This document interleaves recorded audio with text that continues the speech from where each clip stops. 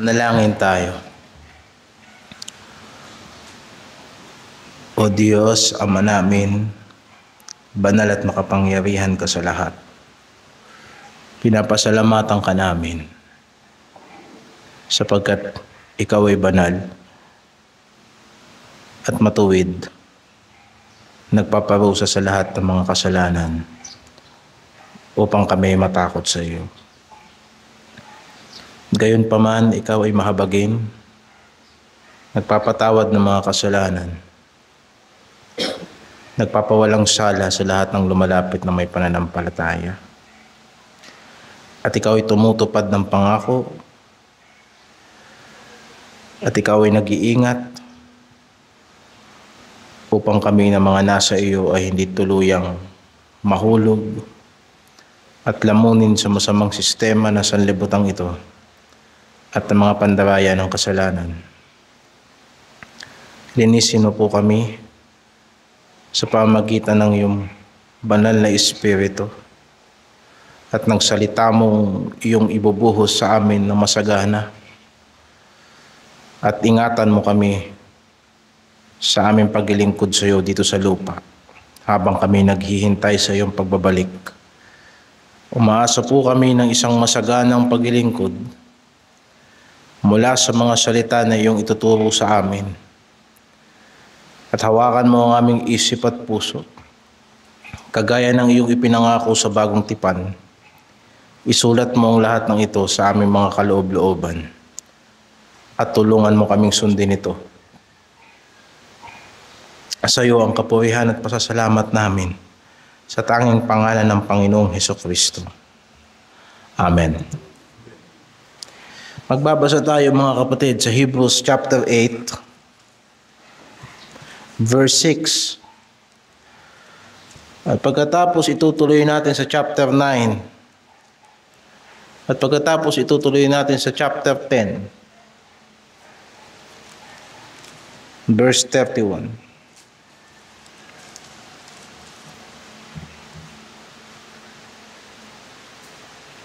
Sa Hebrews chapter 8, verse 6, datapwat ngayoy kinamtan niya ang ministeryong lalong marangal.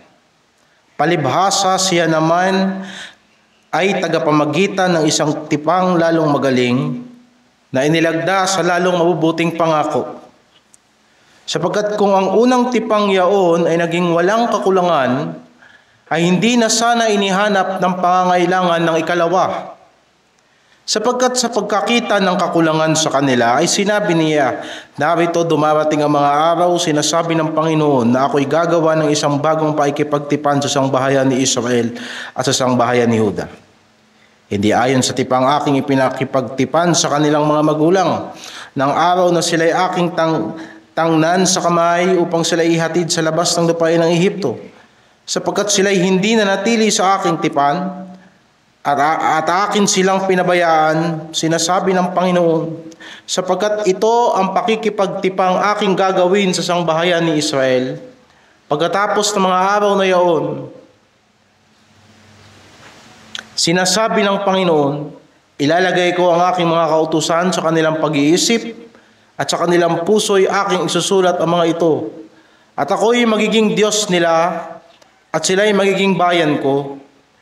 At hindi magtuturo ang bawat isa sa kanyang kababayan at ang bawat isa sa kanyang kapatid na sasabihing, kilalanin mo ang Panginoon, sapagkat ako'y makikilala ng lahat mula sa kaliit-liitan hanggang sa kadakilaan sa kanila, sapagkat ako'y magiging mahabagin sa kanilang kalikuan at ang kanilang mga kasalanan ay hindi ko naalalahanin pa.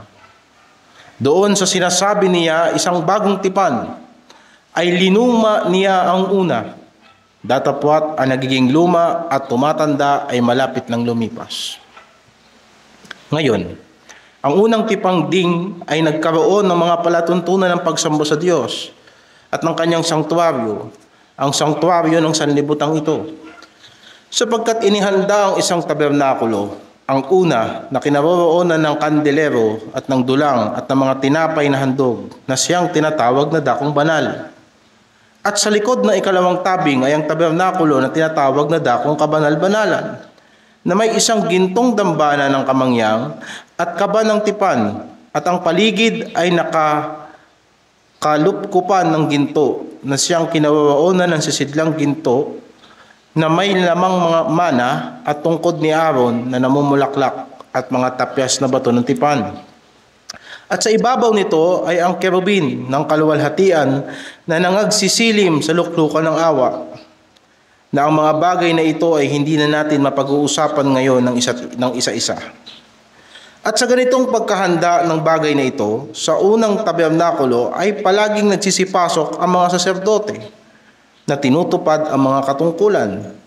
Datapwat sa ikalawa ay pumapasok na nag-iisa ang dakilang saserdote, minsan sa isang taon, na hindi walang dalang dugo, na inihahandog na patungkol sa kanyang sarili at sa mga kamalian ng bayan, na ipinakikilala ng Espiritu Santo na hindi pa naihahayag ang pagpasok sa dakong banal samantalang natatayo pa ang unang tabernakulo, na yaoy isang talinghaga ng panahong kasalukuyan.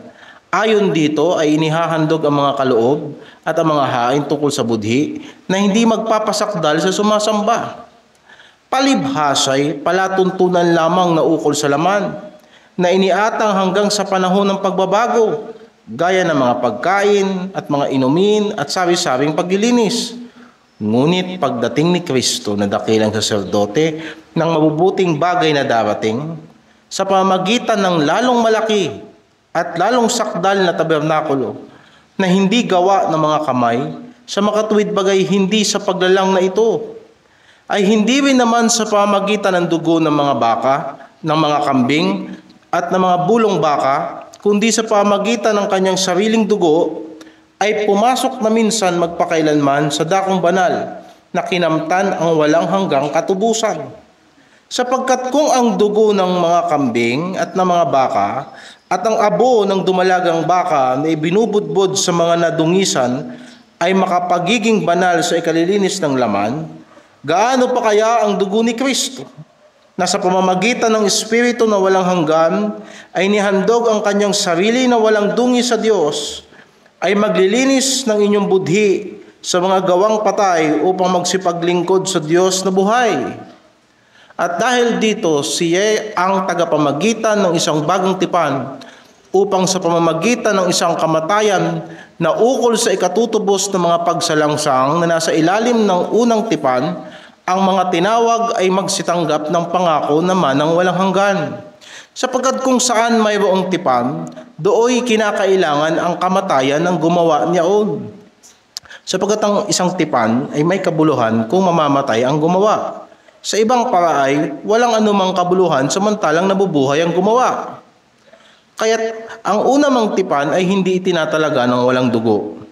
Sapagkat nang salitain ni Moses ang bawat utos sa buong bayan ayon sa kautusan, ay kumuha siya ng dugo ng mga bulong baka at ng mga kambing na may tubig at balahibong mapula ng tupa at isopo, at winisikan ang aklat at gayon din ang buong bayan, na sinasabi ito ang dugo ng tipan na iniutos ng Diyos tungkol sa inyo. Gayon din ang tabernakulo at ang lahat ng mga kasangkapan sa pangangasiwa ay pinagwiwisikan niya ng dugo sa gayong ding paraan. At ayon sa kautusan ay halos masasabi kong lahat ng mga bagay ay nililinis ng dugo. At maliban sa pagkabuhos ng dugo ay walang kapatawaran. Kinakailangan nga na ang mga anyo ng mga bagay sa sangkalangitan ay linisin ng mga ito. Ngunit ang mga bagay ring ito sa sangkalangitan ay linisin ng lalong mabubuting handog kaysa rito. Sapagkat hindi pumasok si Kristo sa dakong banal na ginawa ng mga kamay, nakahalintulad lamang ng tunay, kundi sa talagang langit upang humarap ngayon sa harapan ng Diyos dahil sa atin. At siya ay hindi rin naman kailangang ihandog na madalas pa ang kanyang sarili na gaya ng dakilang saserdote na pumapasok sa dakong banal taon-taon na may dalang dugo na hindi niya sarili. Sa ibang paraan ay kailangan na siya ay magbatang madalas mula nang itatag ang sanlibutan. Datapwat ngayon ay minsan siyang nahayag sa katapusan ng mga panahon upang alisin ang kasalanan sa pamamagitan ng pagkahandog ng kanyang sarili. At kung paanong itinakda sa mga ito ang mamatay na minsan, At pagkatapos nito ay ang paghuhukom ay gayon din naman si Kristo, na inihandog na minsan upang dalhin ang mga kasalanan ng marami, sa ikalaway pakikita na hiwalay sa kasalanan, sa ikaliligtas ng mga nagsisipaghintay sa Kanya. Sapagkat ang kautusan naman, may isang anino ng mabubuting bagay na darating, hindi ang tunay na larawan ng mga bagay kailan paman ay di maaaring magpasakdal sa mga nagsisilapit sa pamagitan ng mga hain na laging inihahandog sa taon-taon. Sa ibang paraan ay hindi kaya baga nagsipaglikat sila ng paghahandog? Sapagkat ang mga nagsisisamba, yamang malinis na minsan, ay hindi na sana nagkaroon pa ng budhi sa mga kasalanan. Ngunit sa mga haing yaon, ginagawa ang pag-alaala sa mga kasalanan taon-taon. Sapagkat di maaari na ang dugo ng mga baka at ng mga kambing ay makapag-aalis ng mga kasalanan. Kaya pagpasok niya sa sanlibutan ay sinasabi, hain at handog ay hindi mo ibig, ngunit isang katawan ang sa akin ay inihanda mo. Sa mga handog na susunugin at mga haing patungkol sa mga kasalanan ay hindi ka nalugod. Na magkagayoy sinabi ko, narito, ako'y pumarito. Sa balumbon ng aklat ay nasusulat tungkol sa akin, upang gawin, O Diyos, ang iyong kalooban.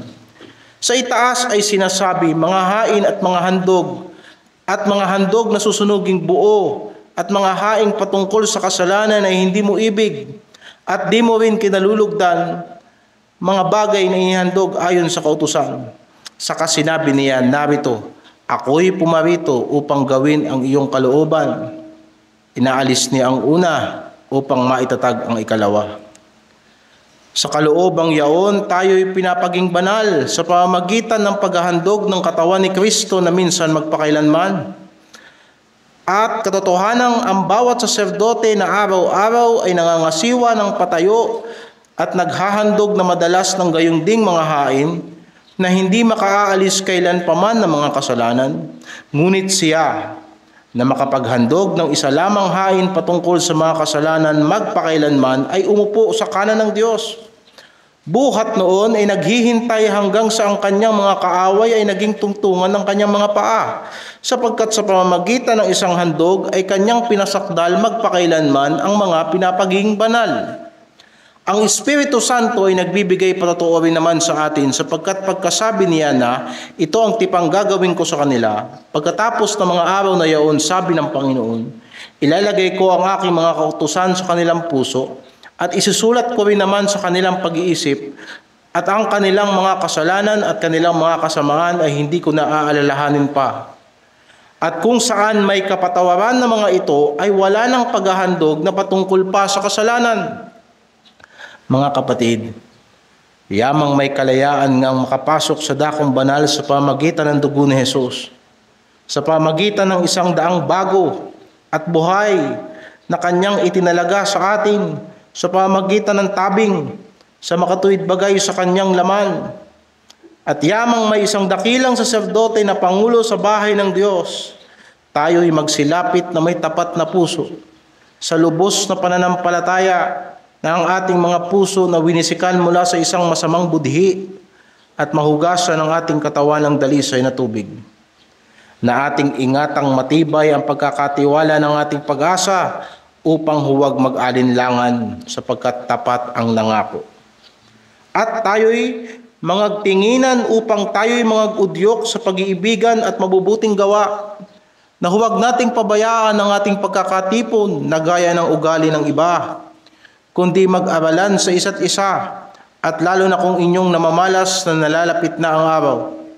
Sapagkat kung ating sinasadya ang pagkakasala pagkatapos na ating matanggap ang pagkakilala sa katotohanan, ay wala nang haing natitira pa tungkol sa mga kasalanan, kundi isang kakilakilabot na paghihintay sa paghuhukom, at isang kabangisan ng apoy na lalamon sa mga kaaway.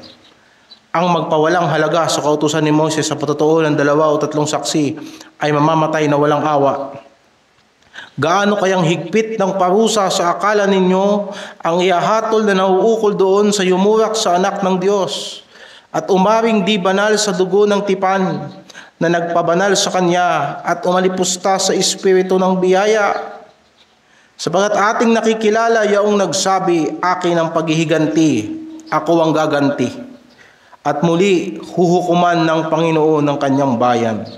Kakilakilabot na bagay ang mahulog sa mga kamay ng Diyos na buhay. Pagpalain ng Panginoon ang pagkabasa ng kanyang salita. Sa pangalan ng Panginoong Hesukristo. Ang ating paksa ngayong umaga ay ang kahigitan ng bagong tipan ng ating Panginoong Hesukristo. Ang kahigitan ng bagong tipan ng ating Panginoong Hesukristo. Sa pang-araw-araw na buhay, napakahalaga ng kasunduan. Sapagkat ito ang nagtatatag ng tiwala, katapatan, at pananagutan sa pagitan ng mga tao. Sa lipunan, nakikita ito sa mga kontrata sa negosyo. Ito ay kasunduan sa trabaho at ibang legal na kasulatan na nagbibigay ng katiyakan at kaayusan. Ang konstitusyon ng ating bansa ay tinatawag ding isang social contract. Dito tinatadhana ang kapangyarihan meron ang mga namamahala at ano ang limitasyon nito at ano ang karapatan ng mga mamamayan. Kapag nasira ang kasunduan, nasisira rin ang tiwala at nagkakagulo ang mga relasyon. Kaya mahirap makipag-usap ng walang malinaw na pinag-usapan. Kailangan lahat hanggat maaari nasa papel, may malinaw na kasunduan. Sa pamilya, ang kasal ay isang banal na kasunduan. Hindi lamang isang pangako, kundi isang tipan sa harapan ng Diyos at tao na siyang nagtataguyod ng katatagan ng bawat sambahayan. Mahalaga ang mga kasunduan o covenant sa kasaysayan ng Biblia. Maging sa kultura ng unang panahon. Noong unang panahon, laganap ang isang kasunduan na tinatawag na Suzerain Vassal Treaty. O sa madaling salita, ito ay kasunduan ng isang makapangyarihang hari o suzerain sa kanyang mga mahihina o maliliit na bayan o vassal. Ito ay ginagawa sa pagitan ng isang malakas na hari, makapangyarihang hari sa isang mahina o mababang hari. Karaniwang 3 bahagi ang bumubuo sa ganitong uri ng kasunduan. Sa unang bahagi, pinapakita ang pagpapahayag ng royal benevolence o ipinapakita ang kabutihan ng dakilang hari sa kanyang pagkalinga at proteksyon at pagpapala sa mga maliliit na hari na nakipagkasundo sa kanya. Pangalawang bahagi ng ganitong mga kasunduan ay test of loyalty. Ito ay sukatan ng katapatan ng mga nasasakupan sa pamagitan ng kanilang pagsunod at pagtupad sa mga utos. Mga utos ng kasunduan. At ang ikatlo ay consequences. Sinasaad doon, ang pagtupad ay nagdudulot ng gantimpala at ang pagsuway ay may kaakibat na kaparusahan. Ganito ang mga treaty ng unang panahon na yan ay nahukay ng mga archaeologists. Lalong-lalo sa panahon nila Abraham hanggang sa panahon ng mga Babylonians. Dahil sa ang Diyos ay nagpahayag sa mga unang tao sa pamagitan ng organic na pamamaraan. Pagka sinabi nating organic na pamamaraan ng pagpapahayag ng Diyos, na ang Diyos ay kumausap at nagpahayag sa tao ayon sa kakayanan at pangunawa ng taong kanyang kinakausap. Alam natin na ang Diyos ay makapangyarihan sa lahat at ang kanyang karunungan ay higit sa lahat at walang katapusan. Kung kaya't kung ang Diyos ay hindi magbababa ng kanyang sarili o lilimitahan niya ang kanyang sarili, hindi natin siya mauunawaan. Sa theology, tinatawag yung divine accommodation. Na kung hindi tayo bibigyan ng Diyos ng partida upang maunawaan natin yung kanyang sinasabi. kung hindi siya kikilos sa tao sa pamamagitan ng kakayanan, ng pangunawa na sapat sa isang tao, hindi makakaunawa ang tao sa Diyos.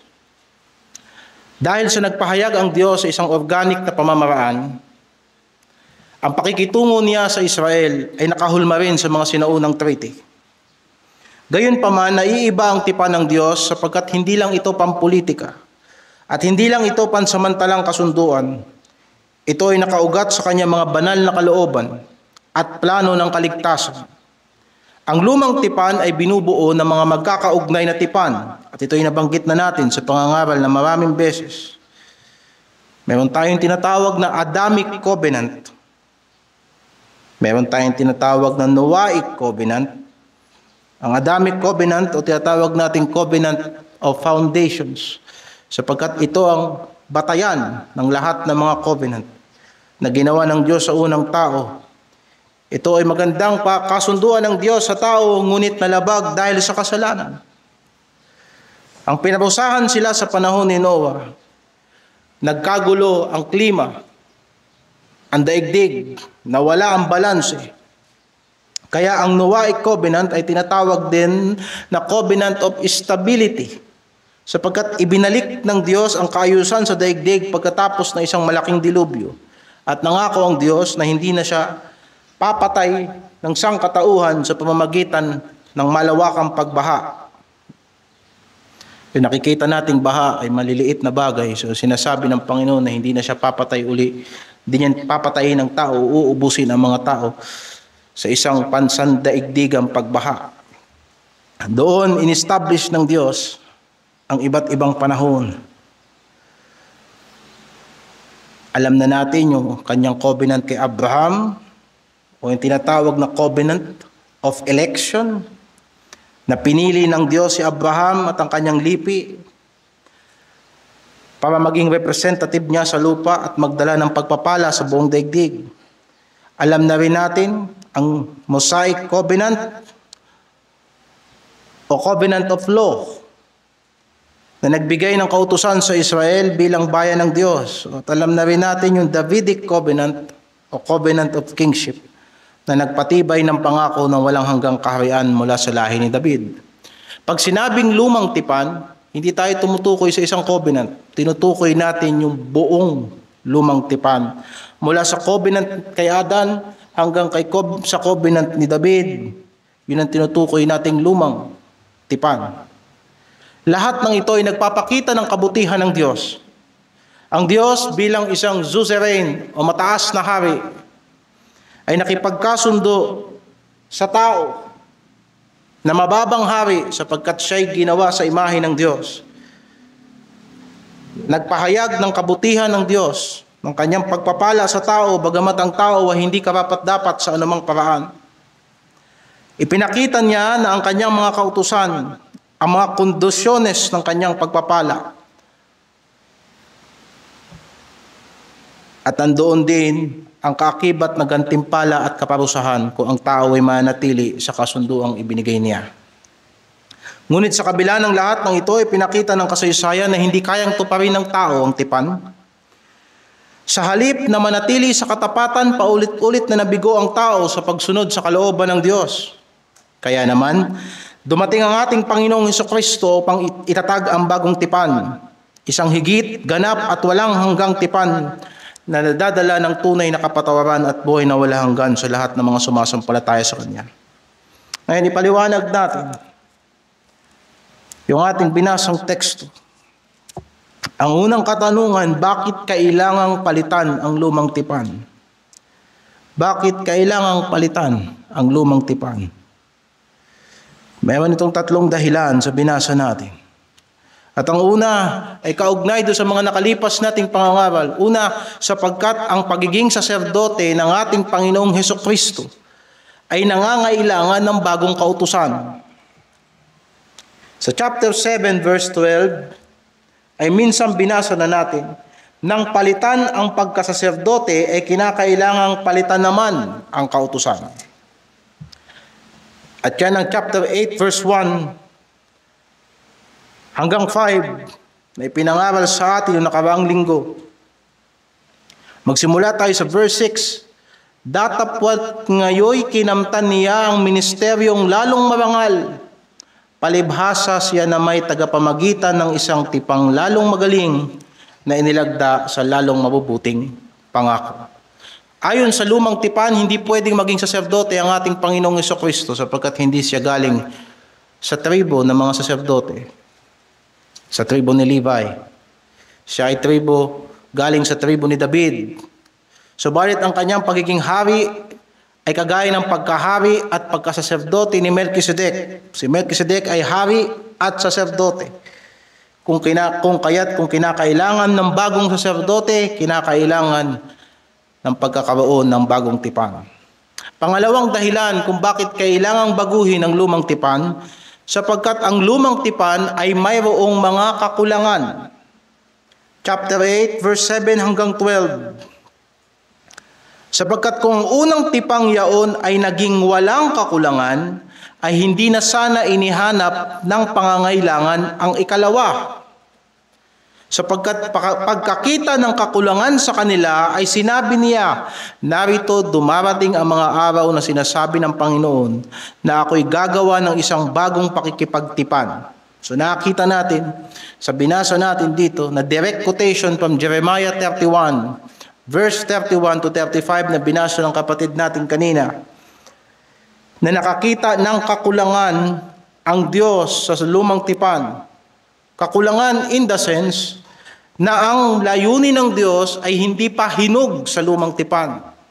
Ang layunin ng Diyos ay ang pagkakaroon ng isang bayang kanyang sarili, na siya ang magiging Diyos at ang bayan ay ang kanyang magiging sariling bayan, na hindi pa yon inilalahad sa kapuspusan at sa kalubusan sa lumang tipan. Ang nasa isip ng Diyos ay ang pagtatagumpay ng kanyang paghahari sa buong sanlibutan, na sa lumang panahon hindi pa iyan nalulubos. Makikita natin dito na ang kautusan ng Panginoon sa bagong tipan ay sinasabi niyang isusulat sa isip at sa puso, na hindi pa yan nangyari sa lumang tipan. Ang pagkakilala sa Panginoon ng bawat isa, hindi pa yan nangyari sa lumang tipan. Kung maaalala natin na merong pang panahon sa Israel na wala silang hari at ang bawat tao ay gumagawa ng kung anong pumasok sa kanyang isip, kung kaya't sila ay napunta sa mga civil war at pagkaalipin. Ang tinutukoy ko ang Book of Judges. At higit sa lahat, ang issue ng kapatawaran sa mga kasalanan. Mamaya pag-uusapan natin tungkol sa mga handog. Ang lumang tipan ay mayroong mga kakulangan. Pangatlo, sapagkat ang lumang tipan ay talinghaga lamang ng panahong Kristiyano. Mayuugnay natin ito sa mga kakulangan ng lumang tipan. Hindi plano ng Diyos na ang lumang tipan ay magtapos sa lumang tipan. Ang lumang tipan ay may pinatutungkulan, may realidad, na ang tinutukoy natin dito ay ang panahong ito ng Kristyanismo sa panahon ng ating Panginoong Hesukristo. Verse 13. Doon sa sinasabi niya, isang bagong tipan ay linuma niya ang una. Datapwat ang nagiging luma ay tumatanda at tumatanda ay malapit ng lumipas. Ang lumang tipan ay larawan lamang ng panahong Kristiyano. Sa madaling salita, kapag nagbasa tayo ng lumang tipan, dapat tayong tumingin sa mga interpretasyon nito kung paano ito tinupad sa bagong tipan. Kung kaya't maraming nagkakamali sa pananampalataya, lalo sa issue ng batas, sa mga araw ng Sabat, at sa kung ano-ano pang mga prinsipyo sa panahong Kristiyano, sapagkat hindi nila tinitignan ang lumang tipan na parabol ng bagong tipan, na ang mga katotohanan sa bagong tipan ay inilarawan sa lumang tipan. Una, inilarawan ang sanktuaryo at pagsamba ayon sa lumang tipan. At yan na nasa chapter 9, verse 1 to 5. Binasa natin yung mga instrumento, yung mga furniture sa loob ng tabernacle. Ngayon, ang unang tipan din ay nagkaroon ng mga palatuntunan ng pagsamba sa Diyos at ng kanyang sanktuaryo at ang sanktuaryo ng sanlibutan ito. At inisa-isa niyan na kahit ang sumulat hindi niya na rin ipinaliwanag ng malalim. Verse 5. Sa ibabaw nito ay ang mga kerubin ng kaluwalhatian na nagsisilim sa luklukan ng awa, na ang mga bagay na ito ay hindi na natin mapag-uusapan ngayon ng isa-isa. Loobin ng Panginoon sa ibang pag-aaral, mas malalim na pag-aaralan natin ang tabernakulo. Pero para maunawaan natin ito na ang mga ang tabernakulo ay kopya ng mga bagay sa langit. Again, ayon sa pag-unawa ng tao, ayon sa katalinuhan na ibinigay ng Diyos kay Moses.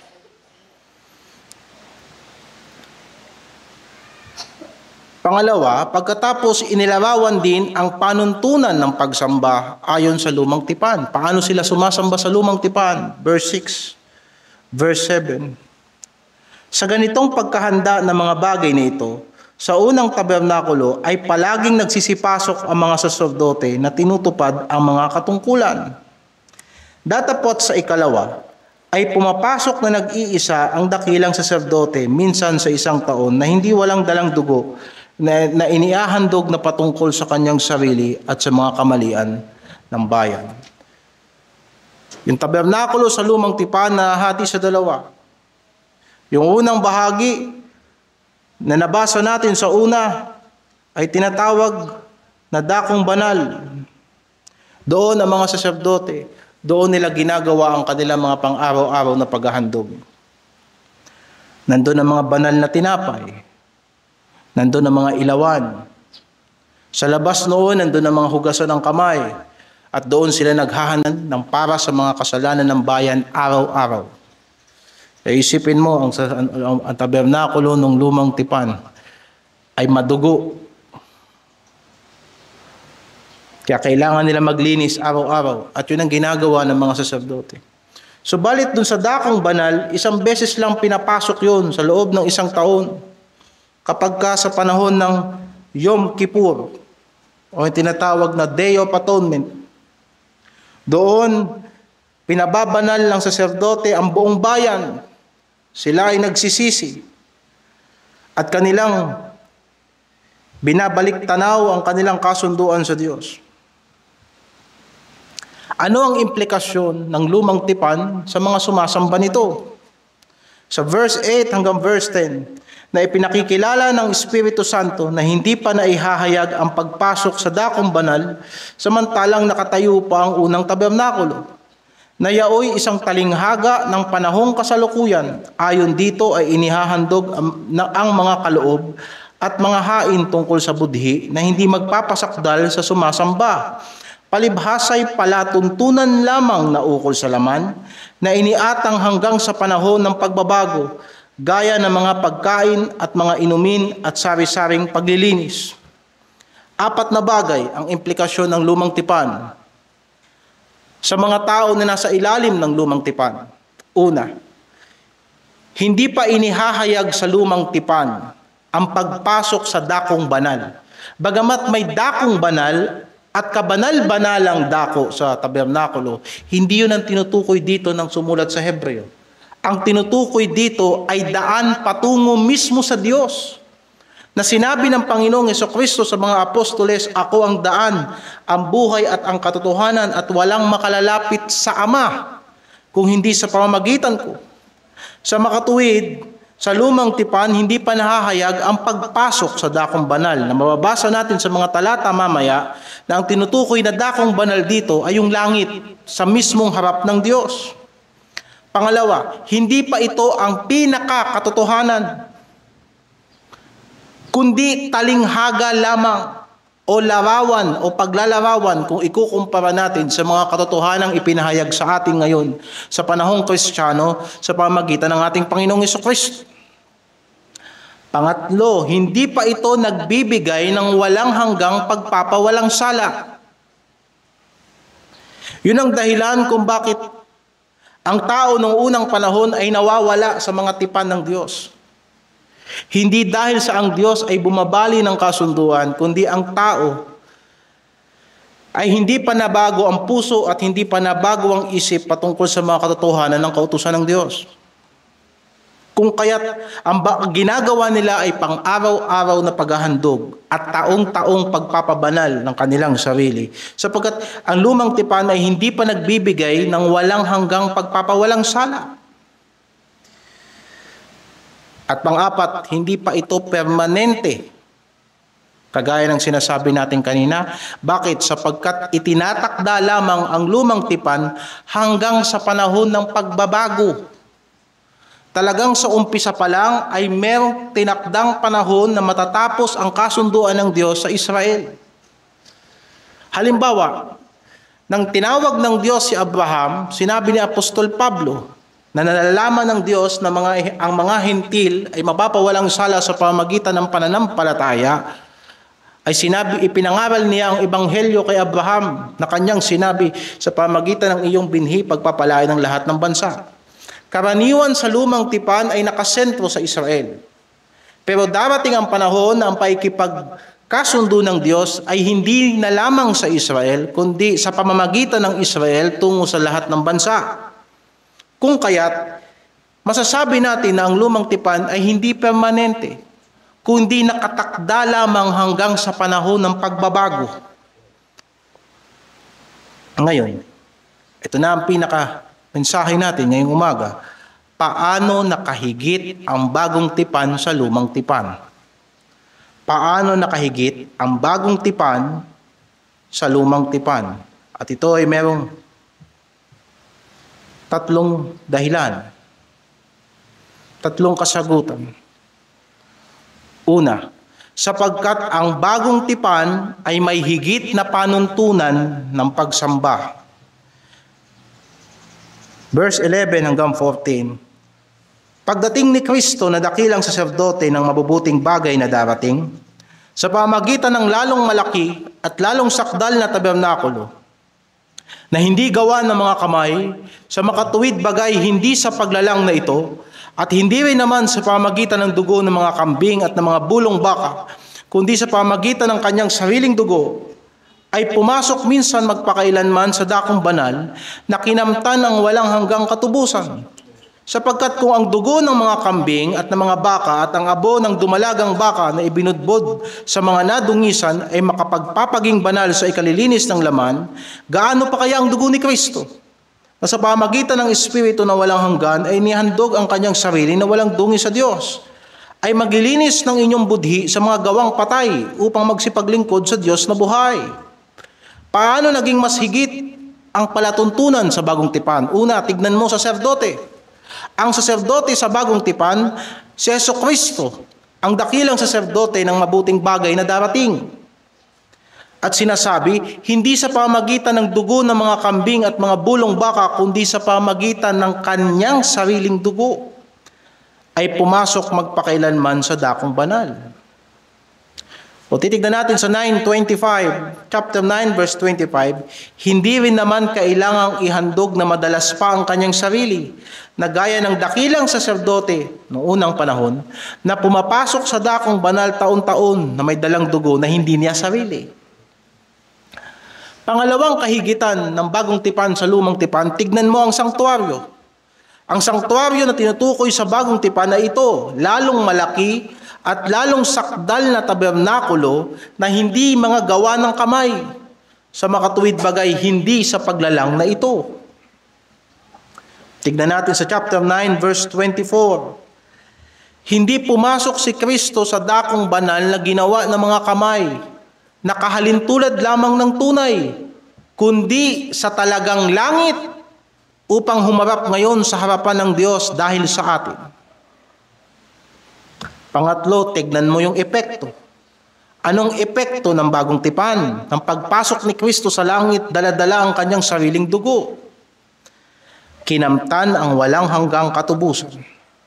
At sinasabi ang dugo ni Kristo na sa pamagitan ng Espiritu na walang hanggan, ay inihandog ang kanyang sarili na walang dungi sa Diyos.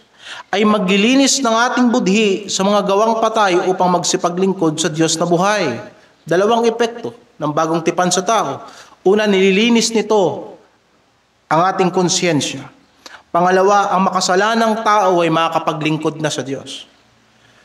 Kaya't masasabing higit ang mga panuntunan ng pagsamba sa bagong tipan sapagkat sa kanyang saserdote, sa kanyang sanktuaryo, at sa kanyang solusyon sa kasalanan.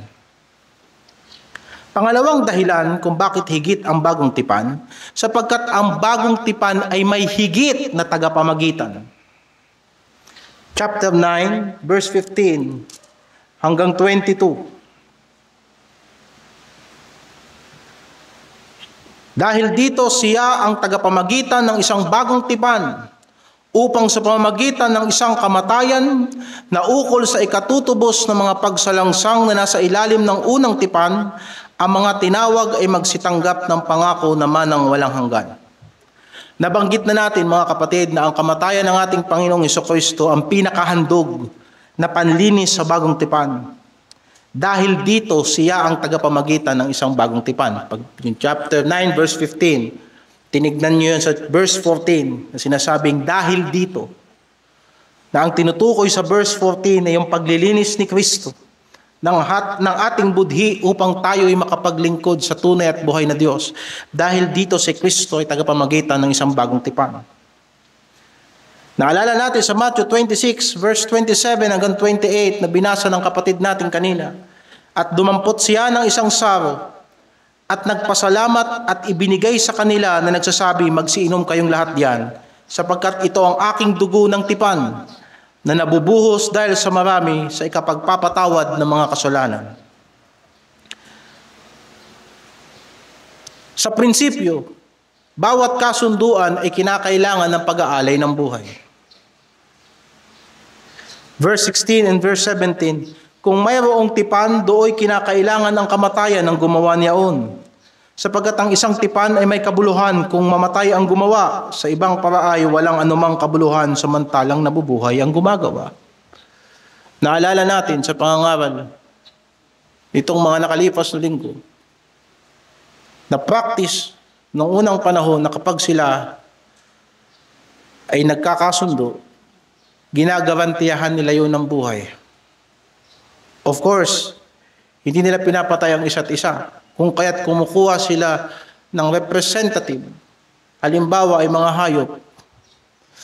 Sa kasunduan ng mga unang panahon, kapwa, both parties kumukuha ng hayop at pinapatay nila. At pagkatapos sinasabi nila, ganito ang mangyayari sa atin kapag hindi natin tinupad ang ating mga pinag-usapan. Kaya sa lumang tipan, itinalaga na mayroong dugo. Kaya sa lumang tipan may dugo. Verse 18 hanggang 22. Kaya't ang unang tipan ay hindi itinalaga ng walang dugo. Sapagkat nang salitain ni Moses ang bawat utos sa buong bayan ayon sa kautusan, ay kumuha siya ng dugo ng mga bulong baka at ng mga kambing na may tubig at balahibong mapula ng tupa at isopo at winisikan ng aklat. Gayon din ang buong bayan na sinasabi, ito ang dugo ng tipan na iniutos ng Diyos tungkol sa inyo. Gayon din ang tabernakulo at lahat ng mga kasangkapan sa pangangasiwa ay pinagwiwisikan na yan ng dugo sa gayong ding paraan. Isipin mo may mga mantsa, mga bagay sa tabernakulo. Pero yun ang paraan ng pagpapabanal. At ayon sa kautusan ay halos masasabi kong lahat ng mga bagay ay nililinis ng dugo.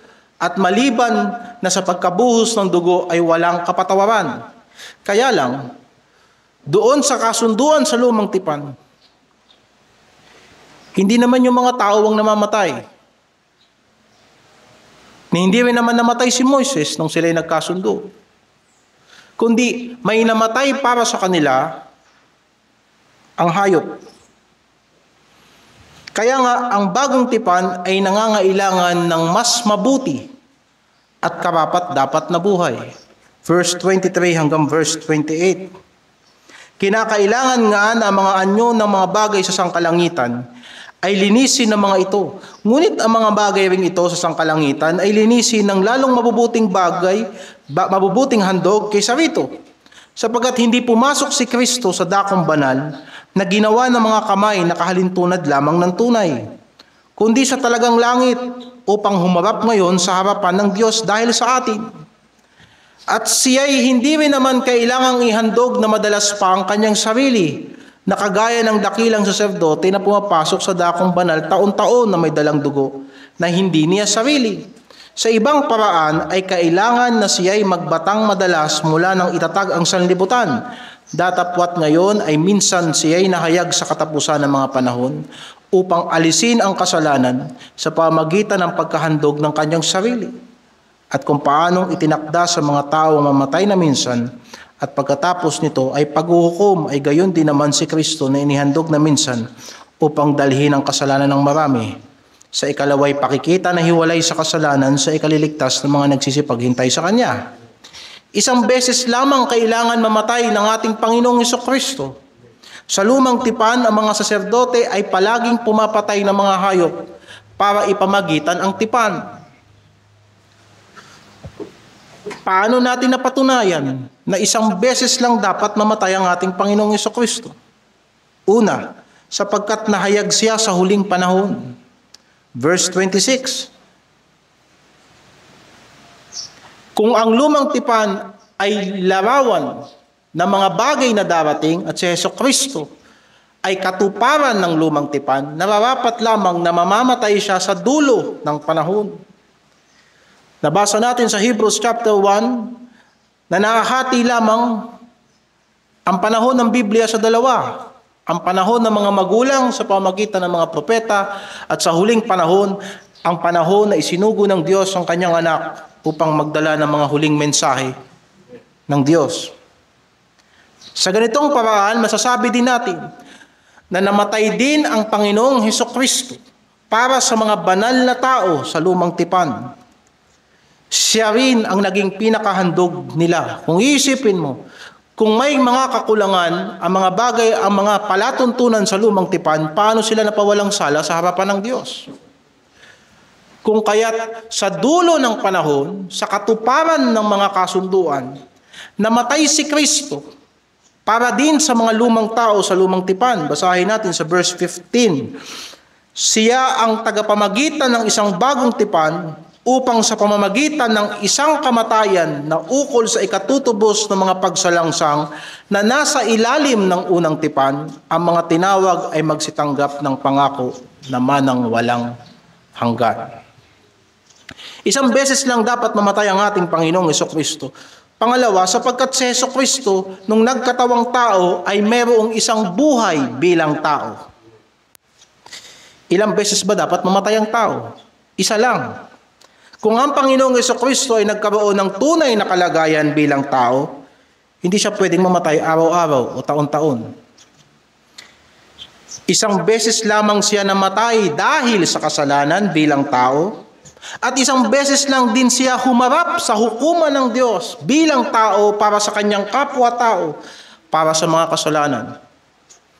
Chapter 9, verse 27 to 28, kung paanong itinakda sa mga tao na mamatay na minsan, pagkatapos nito ay paghuhukom, ay gayon din naman si Kristo, na inihandog na minsan upang dalhin ang kasalanan ng marami. Madalas ginagamit natin yung verse na yan, hindi ba? Kapag tayo nangangaral sa mga funeral services. Pero yung isang beses na kamatayan sa tao ay nagde-demonstrate yan, na kung paano ang tao ay minsan lang mamamatay at pagkatapos haharap na sa hukuman ng Diyos, gayon din naman si Hesukristo. Isang beses lang namatay at pagkatapos humarap sa hukuman ng Diyos para sa pagpapawalang sala ng lahat ng mga taong pinag-alayan niya ng buhay at nasa kanyang sa pamagitan ng pananampalataya sa Kanya. Sa Romans 6:10, ang kamatayan na ikinamatay niya ay ikinamatay na minsan sa kasalanan. Datapwat ang buhay na kanyang ikinabubuhay ay kanyang ikinabubuhay sa Diyos. At pangatlong dahilan kung bakit si Hesukristo ay isang beses lang dapat mamatay, sa muling pagpapakita ng Panginoong Hesukristo ay hindi na para sa paghahandog para sa kasalanan, kundi sa ikaliligtas ng mga nagsipaghintay sa Kanya. Ang pangalawang dahilan kung bakit higit ang bagong tipan sa lumang tipan, sapagkat ang bagong tipan ay may higit na tagapamagitan. Ngayon, pangatlo, sapagkat ang bagong tipan ay may higit na paghahandog. Una, higit na palatuntunan. Pangalawa, higit na tagapamagitan. Pangatlo, higit na paghahandog. At nandito na tayo sa chapter 10. Nabanggit na natin, mga kapatid, na ang lumang tipan ay maraming limitasyon. Na muling inulit dito sa verse 1 hanggang verse 4 ng chapter 10. Ang kautusan na may isang anino ng mabubuting bagay na darating, hindi ang tunay na larawan ng mga bagay, kailan pa man ay di maaaring magpasakdal sa mga nagsisilapit sa pamamagitan ng mga hain.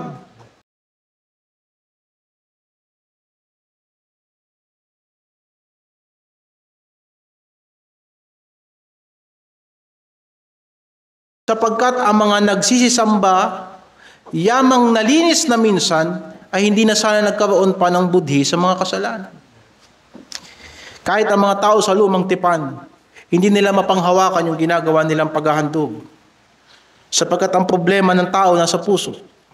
Kaya na si David ay nanalangin sa ilalim ng lumang tipan, ang hiningi niya sa Diyos ay isang bagong puso. Ang handog sa Diyos ay isang pusong wasak at durog at nagpapakumbaba sa Diyos. At kung isipin mo, si David ay pinatawag ng Diyos na walang paghahandog ng baka at tupa sa lumang tipan. Yan ay anino ng katotohanan na ipinahayag sa atin ngayon sa panahon ng ating Panginoong Jesucristo. Na laging inihayag na sa lumang tipan sa taon-taon ang hindi pagkalugod ng Diyos sa mga paghahandog. Sa ibang paraan ay hindi kaya sasabihin na nagsipaglikat sila ng paghahandog na sinulatan ng sulat na ito sa mga Hebreo. Inimbento mo lang yan. Paano mo sinasabi na ang mga paghahandog ay tapos na? At kanyang kinote sa Psalms chapter 40, verse 6 hanggang 8. Psalms 40, verse 6 hanggang 8. Hain at handog ay hindi mo kinaluluguran. Ang aking pakinig ay iyong binuksan. Handog na susunugin at handog tungkol sa kasalanan ay hindi mo hiningi. Na magkagayoy sinabi ko, narito, dumating ako, sa balumbon ng aklat ay nakasulat tungkol sa akin, aking kinalulugurang sundin ang iyong kalooban. O Diyos ko, oo, ang iyong kautusan ay nasa loob ng aking puso. Na ang talatang ito ay tumutukoy sa ating Panginoong Jesucristo. Balik tayo sa chapter 10, verse 5 hanggang 7. Kaya't pagpasok niya sa sanlibutan, ang tinutukoy ang ating Panginoong Jesucristo, ay sinasabi, hain at handog ay hindi mo ibig. Ngunit isang katawan ang sa akin inihanda mo. Isang katawan ang sa akin inihanda mo. Kung titignan mo doon sa Psalms, ang nakalagay, ang aking pakinig ay iyong binuksan. So sinasabi ng mga translator ay dahil sa pagkaunawa sa Septuagint ay binigyan mo ko ng tenga. Nagkaroon ako ng laman na kagaya ng isang tao. Kaya inilagay dito sa chapter 10 verse 5 hanggang 7 ng Hebrews, isang katawan ang sa akin ay inihanda mo. Sa mga handog na susunugin at mga haing patungkol sa kasalanan ay hindi ka nalugod. Na magkagayoy sinabi ko, narito ako'y pumarito. Sa balumbon ng aklat ay nakasulat tungkol sa akin upang gawin, O Diyos, ang iyong kalooban. Isang bagay dito sa Hebreo ang mapapansin natin, sa tuwing may binabanggit na katotohanan dito tungkol sa ating Panginoong Jesucristo, kumukuha siya ng otoridad mula sa lumang tipan. Na yan ang practice natin hanggang ngayon sa pangangaral. Sinabi ng Diyos na hindi siya nalulugod sa mga handog na susunugin. Saka sinabi ng Mesiyas na kanyang gagawin ang kalooban ng Diyos. Ipinakita nito na inalis na ng Diyos ang mga paghahandog ayon sa lumang tipan upang maglagay ng mas mainam na paghahandog. Verse 8 hanggang verse 10. Sa itaas ay sinasabi, mga hain at mga handog na susunuging buo at mga hain patungkol sa kasalanan ay hindi mo ibig. At di mo rin kinalugdan ang mga bagay na inihahandog ayon sa kautusan. Saka sinabi niya, narito, ako'y pumarito upang gawin ang iyong kalooban. Kung hindi nalulugod ang Diyos sa mga handog, anong gusto ng Diyos? At ang sinabi ng Mesiyas, narito, naparito ako upang gawin ang iyong kalooban. Kung anong iyong gusto. Inalis niya ang una upang maitatag ang ikalawa. Sa kaloobang yaon, tayo'y pinapaging banal sa pamagitan ng paghahandog ng katawan ni Kristo. Sinabing hindi nalulugod ang Diyos sa mga paghahandog na ayon sa lumang tipan, ngunit ginampanan ng Panginoong Hesukristo ang kalooban ng Diyos sa paghahandog ng isang katawan na inihanda para sa Kanya sa Kanyang pagkakatawang tao. At dahil dito, ang paghahandog ng Panginoong Hesukristo ay sapat na paghahandog. Sapagkat sinabi sa verse 10, tayo'y pinapaging banal sa pamagitan ng paghahandog ng katawan ni Kristo minsan magpakailanman. Paano natin patutunayan na sapat ang paghahandog ng ating Panginoong Hesukristo? Una, sapagkat nang inihandog ni Kristo ang kanyang sarili, ay umupo siya sa kanan ng Diyos. Hindi niya na inulit yun ng pangalawa, hindi niya na inulit ng pangatlo. Ayon sa Ebanghelyo ng si Hesukristo ay namatay para sa ating mga kasalanan, siya ay muling nabuhay at umakyat sa langit. At ngayon ay nauupo sa kanan ng Diyos. Verse 11 hanggang 13. At katotohanan, ang bawat saserdote na araw-araw ay nangangasiwa ng patayo at naghahandog na madalas ng gayong ding mga hain na hindi makaalis kailan paman ng mga kasalanan, ngunit siya nang makapaghandog ng isa lamang hain patungkol sa kasalanan magpakailanman, ay umupo sa kanan ng Diyos. Buhat noon ay naghihintay hanggang sa ang kanyang mga kaaway ay maging tungtungan ng kanyang mga paa. Pangalawang patunay ng paghahandog ni Kristo ay sapat at minsan lang, sapagkat nang namatay si Kristo, isang bagong kasunduan ang itinatag ng Diyos.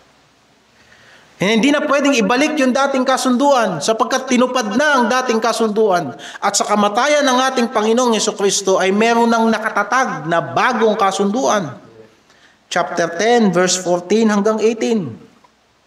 Sapagkat sa pamamagitan ng isang paghahandog ay kanyang pinasakdal magpakailanman ang mga pinapaging banal. At ang Espiritu ay nagbigay ng patotoo rin naman sa atin. Sapagkat pagkasabi niya, ito ang tipang gagawin ko sa kanila. Pagkatapos ng mga araw na yaon, sabi ng Panginoon, ilalagay ko ang aking mga kautusan sa kanilang mga puso. Isusulat ko rin naman sa kanilang pag-iisip. At ang kanilang mga kasalanan ay hindi ko na alalahanin pa. At kung saan may kapatawaran na mga ito, ay wala nang paghahandog na patungkol sa kasalanan. Bakit sa bagong tipan hindi na aalalahanin ng Diyos ang kasalanan ng tao? Sapagkat meron ng isang sapat na paghahandog, minsan magpakailanman. Kung kaya't sa kamatayan ng ating Panginoong Hesukristo, nag-umpisa ang isang bagong tipan. Kaya kung tatanungin ka sa nagsimula ang bagong tipan, naka-overlap yan sa panahon ng mga apostoles, sa panahon ng earthly ministry ni Jesus Christ. Doon tinupad niya ang mga pangako ng Diyos sa Israel. At pagkatapos sa kanyang kamatayan, pagkalibing at muling pagkabuhay, ginawa niyang available ang bagong tipan sa buong daigdig simula sa Israel. Alalahanin natin kung walang pagbububo ng dugo, walang kasunduan ang napagtitibay. Doon sa krus ng Kalbaryo, doon pinagtibay ng Diyos ang kanyang pakikipagkasundo sa atin na mga nakay Kristo, na mga taong nakay Kristo, na hinirang ng Diyos bago lalangin ang sanlibutan, sa mga tupa ni Kristo, sa bayan ng Diyos, na kanyang sinabi, ibinibigay ng mabuting pastol ang kanyang buhay para sa mga tupa.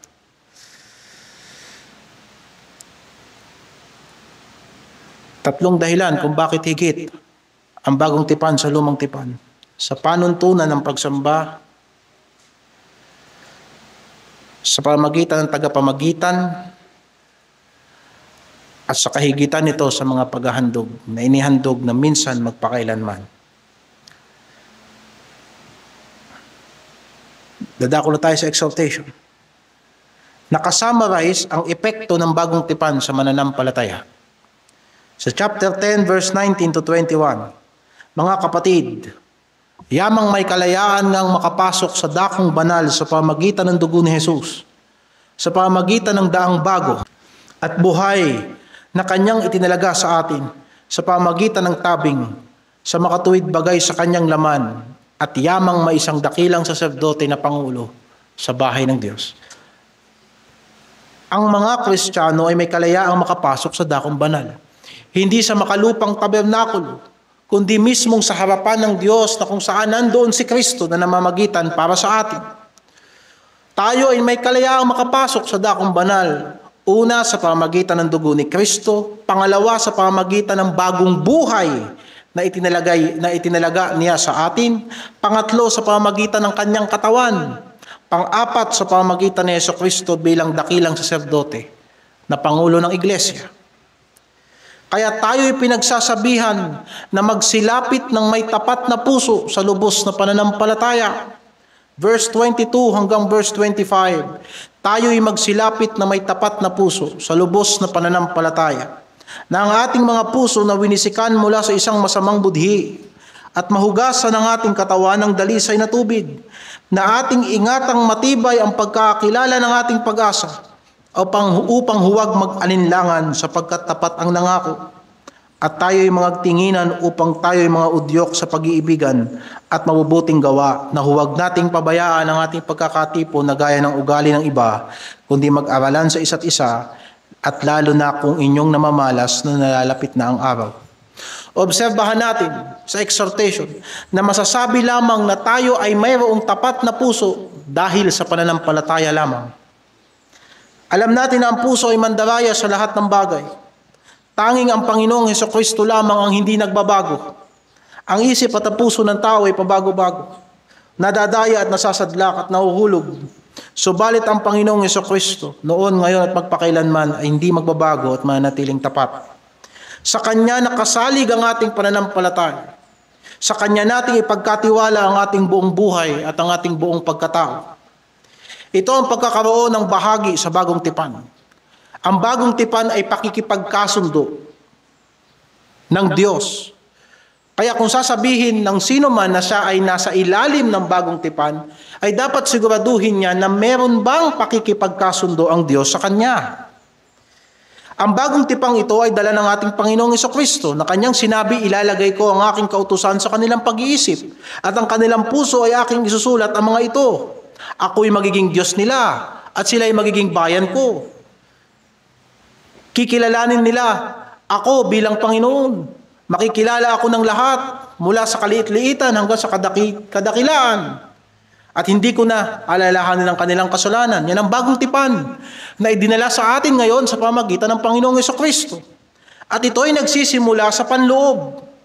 Hindi ito nagsisimula sa mga ritual, sa panlabas na gawa ng tao. Kaya sinasabi doon na lumapit tayo na ang ating mga puso na winisikan mula sa isang masamang budhi. Kinikilala ni Apostol Pablo na ang kanyang ministeryo sa mga hintil ay katuparan din ng bagong tipan.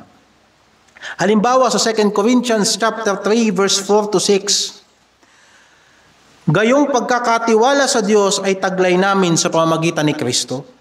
Hindi sa kami ay sapat sa aming sarili, upang isipin ang anuman ay mula sa ganang aming sarili, kundi ang aming kasapatan ay mula sa Diyos. Na sa amin naman ay nagpapaging sapat na mga ministro ng bagong tipan.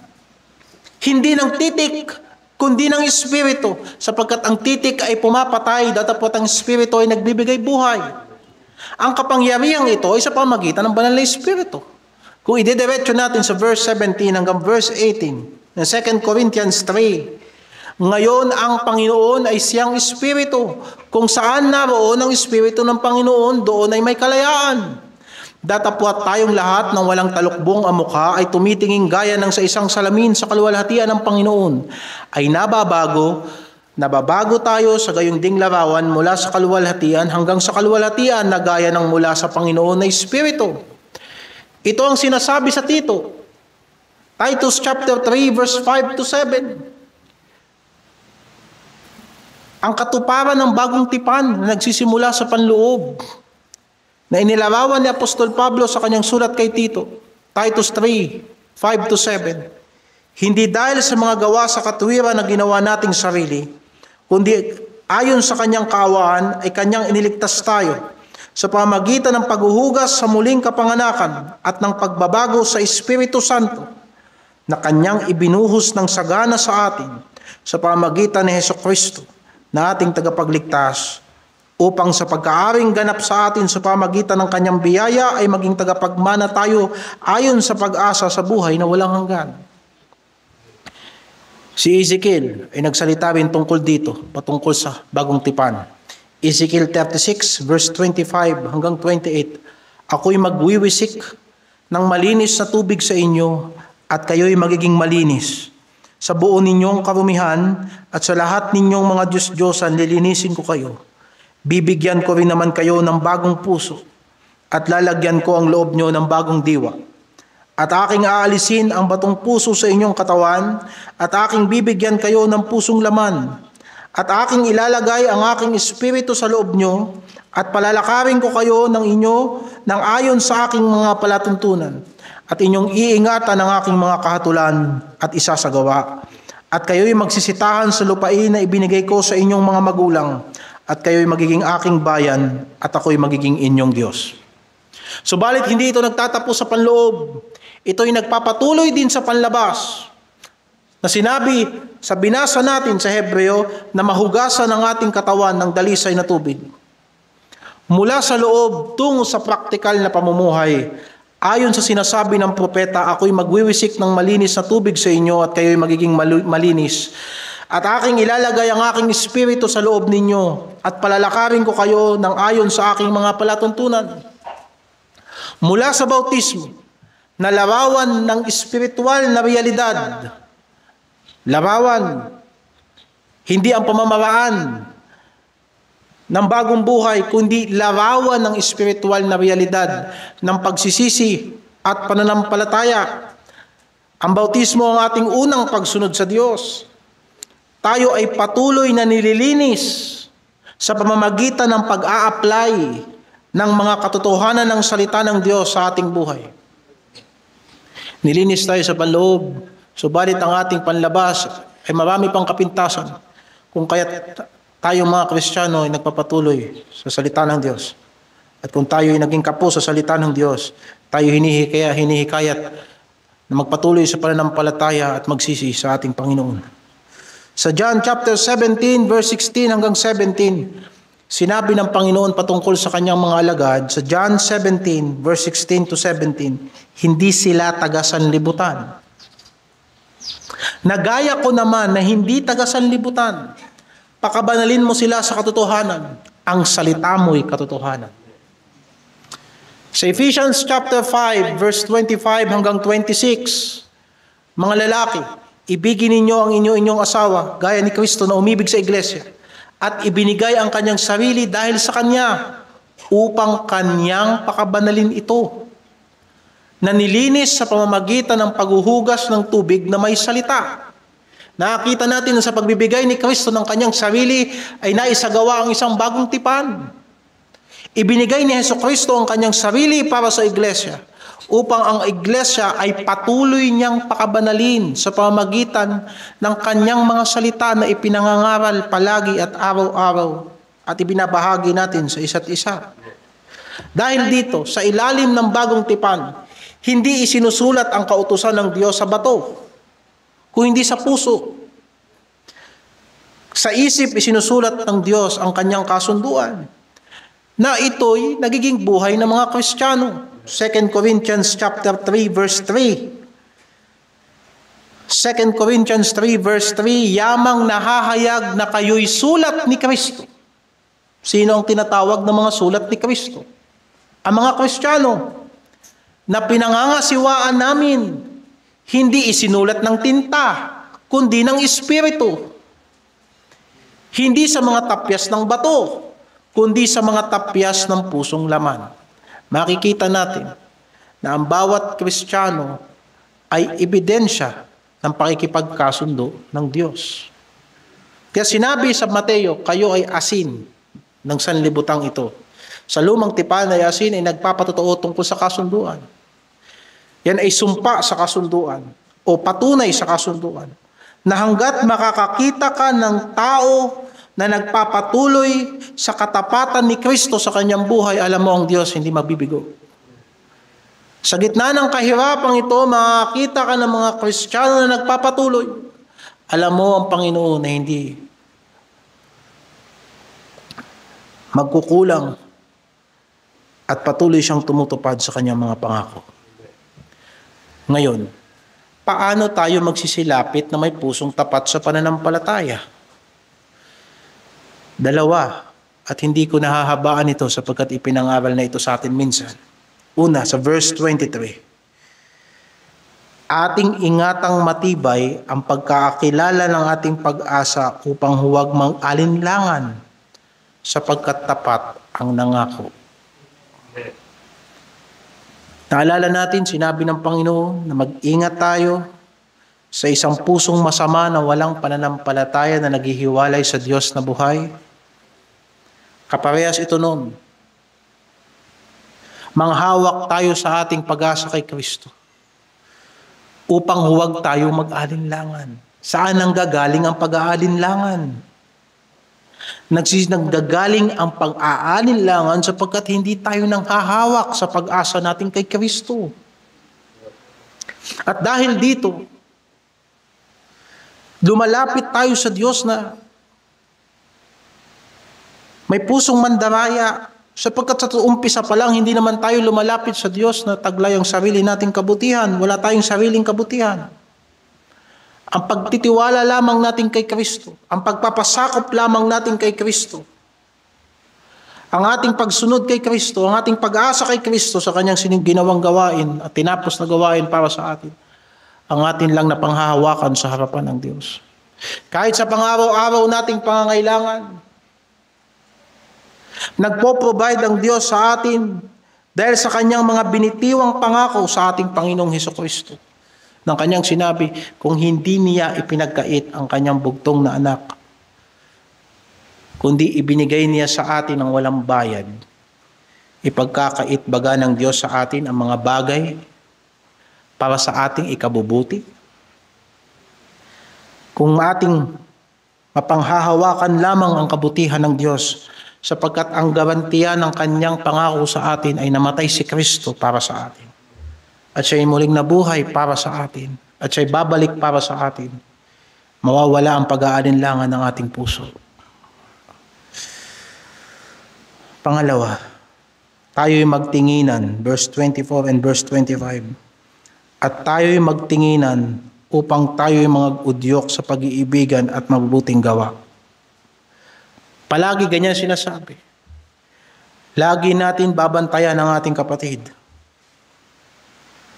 Huwag nating pababayaan ang ating kapatid. Hikayatin natin ang ating kapatid na umibig sa Diyos. Umibig sa gawain ng Diyos. Umibig sa mga kapatiran. Umibig sa kanyang salita. Lagi nating hikayatin ang mga kapatid natin na gumawa ng mabuti.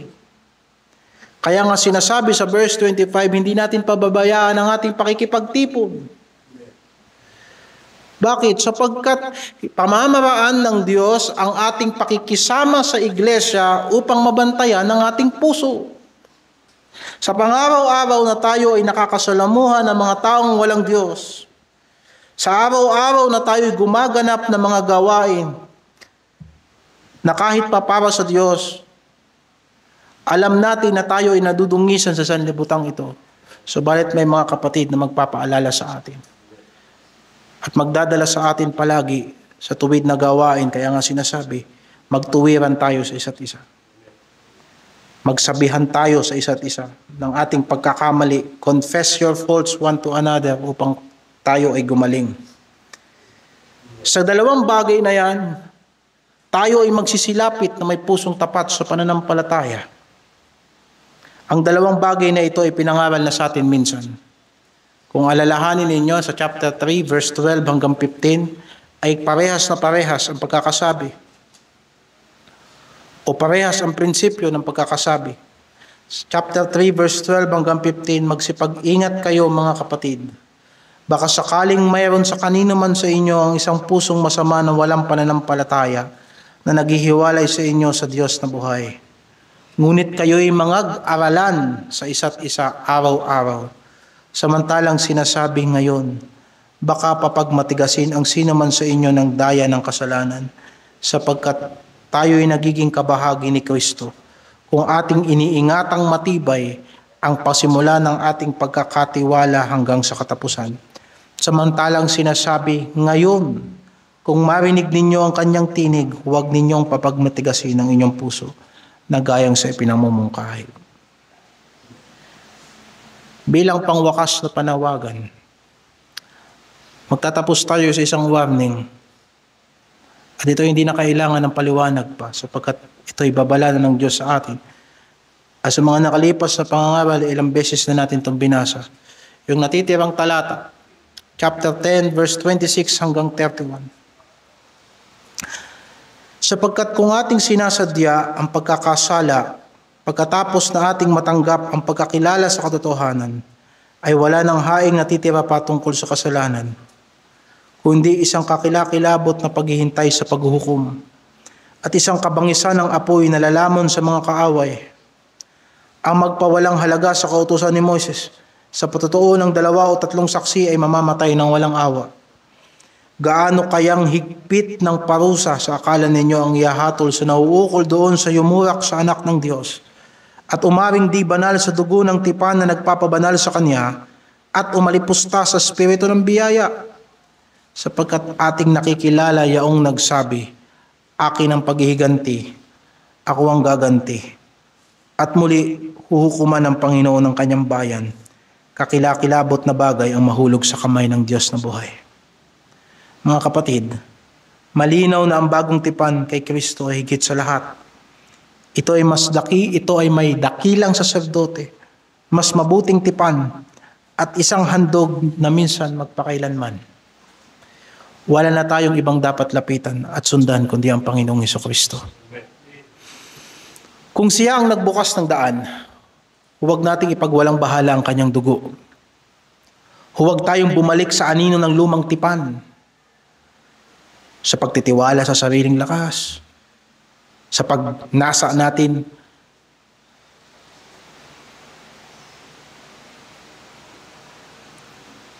sa pagnanasa natin sa mga ritual, sa mga tradisyon, sa mga ordinansa, sapagkat nasa atin na ang katuparan ng lahat ng ito, si Hesukristo.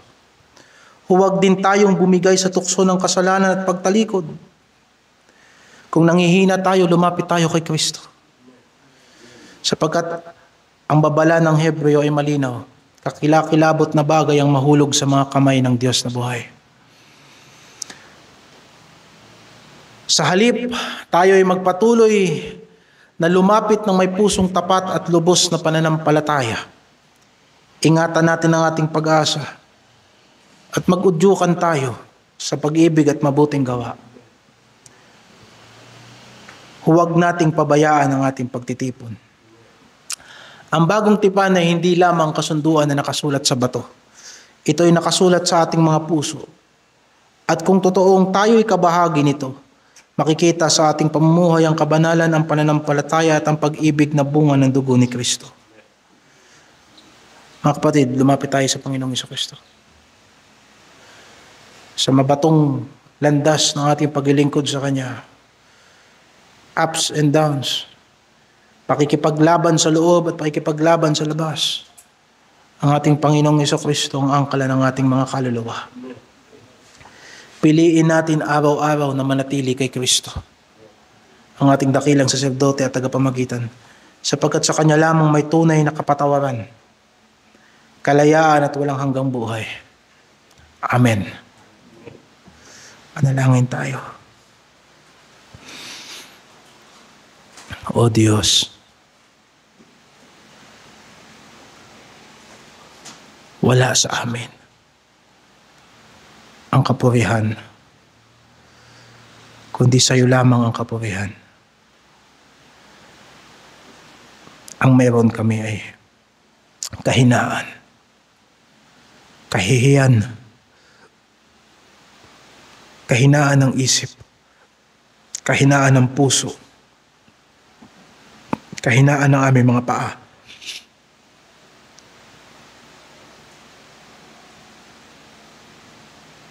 Tanging si Jesucristo lang ang umako. Tanging si Jesucristo lang ang ipinangaral mo sa amin ngayong umaga. At naunawaan namin ang kadakilaan ng bagong tipan. Na ang bagong tipan ay hindi lamang pangalawang bahagi ng Biblia. Pangalawang chapter, pangalawang libro sa series. Ang bagong tipan ay pakikipagkasundo mo sa amin ngayon sa pamamagitan ng pag-aalay ng dugo ni Kristo, ang kanyang pagkamatay para sa aming mga kasalanan at ang kanyang muling pagkabuhay. Tulungan mo kaming lumakad sa bagong buhay. Sa kabila ng marami naming kahinaan at mga tukso, ingatan mo kami na maging matapat sa iyo. Kagaya ng Ama ay nahahabag ka sa amin. At nakikita mo na kami mga galing sa alabok at kami mga tao lamang. At ikaw ay Diyos. At kung parurusahan mo kami, Panginoon Diyos, ay hindi kami makakatayo sa harapan mo. O kakilakilabot na mahulog sa kamay ng Diyos na buhay. Kayong paman, Panginoon, maawa ka sa amin. At likhaan mo kami ng bagong puso at bagong isip. Yung puso na sinasabi mo na ayon sa puso na ipinagkasundo mo sa amin. Kami mga anak mo at umaasa kami sa iyo, O Diyos. Pakabanalin mo kami sa aming mga buhay at patawarin mo kami sa lahat ng aming mga pagkakasala.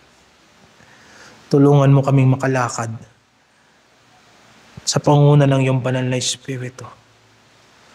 Upang sa ganon, magampanan namin ang aming paglilingkod sa iyo ng may kalakasan, may kasiyahan, at may determinasyon.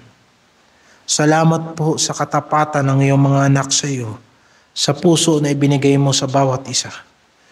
Nawa ang mga salitang ito ay selyuhan mo nga sa amin hanggang sa kami po ay makatapos sa araw na ito at muling sumabak sa mga panibagong hamon ng aming pananampalataya. Sa iyo ang kapurihan at pasasalamat namin sa pangalan ng Panginoong Hesus. Amen.